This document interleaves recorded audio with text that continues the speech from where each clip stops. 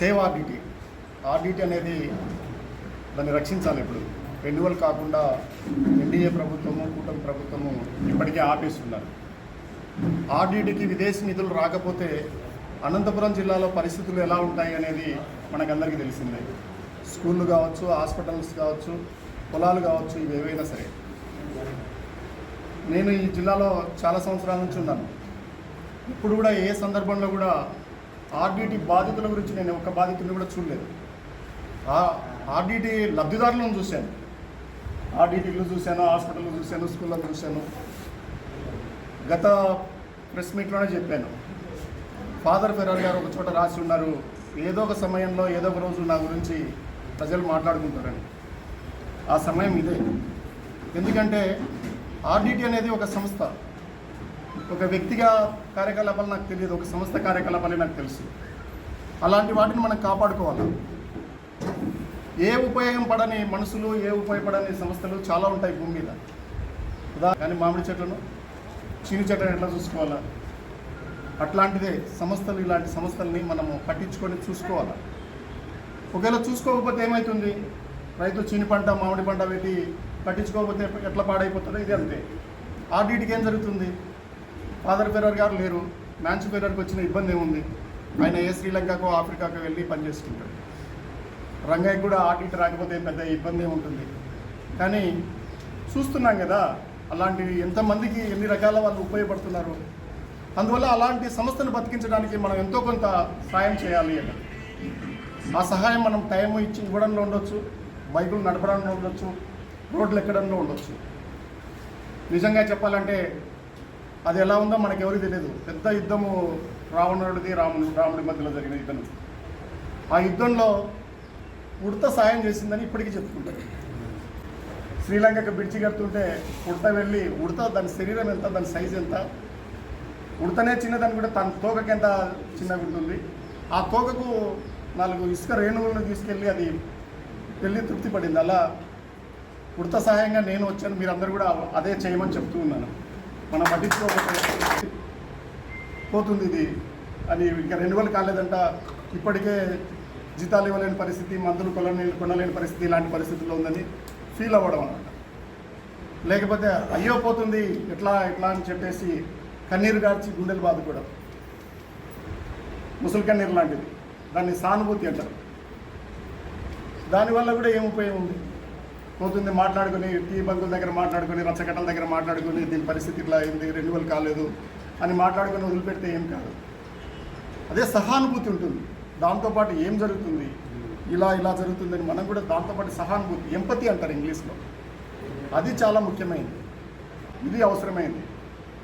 17వ తారీఖున లబ్ధిదారులందరూ కూడా రోడ్లెక్కి మన నిరసన తెలియజేయాలి. అప్పుడే ప్రభుత్వాలు చెవిన వేసుకుంటాయి. నేను చెప్పినందుకే జరిగిందని నేను చెప్పను, కానీ ప్రెస్ మీట్లో అయితే నేను చెప్పాను. ఆరోగ్య శాఖ మంత్రి ఇక్కడి నుంచే ఉన్నారు, బీజేపీ నుంచి ఉన్నారు, తెలుగుదేశం పార్టీ నుంచి ఆర్థిక శాఖ మంత్రి ఉన్నారు. ఇది చాలా ముఖ్యమైనది, ఇంతకంటే పెద్ద పనులు ఏముంటాయని. వాళ్ళిద్దరూ మ్యాన్సు ఫెరార్ గారిని కలిసి వచ్చారు. నేను గెలవలే, ఫోటోలు కూడా వచ్చేసినాయి. నేను అనుకున్నాను వాళ్ళు ఢిల్లీకి వెళ్ళి కలుస్తారేమో, ఏదైనా ఉపయోగపడుతుందేమో, హోంశాఖ మంత్రి దగ్గరకు, ఆర్థిక శాఖ మంత్రి దగ్గరికి అట్లా వెళ్ళి చేస్తారేమో. కానీ కూడా ఆర్డిటి రెన్యువల్ జరగడం వల్ల ఈ ప్రాంతం ఏంటంటే ఇది కరువు ప్రాంతం. తుఫాన్లు వస్తే ఎంత నష్టం జరుగుతుంది అనేది కళ్ళకు కట్టినట్టు టీవీల్లో, పేపర్లలో వస్తుంది.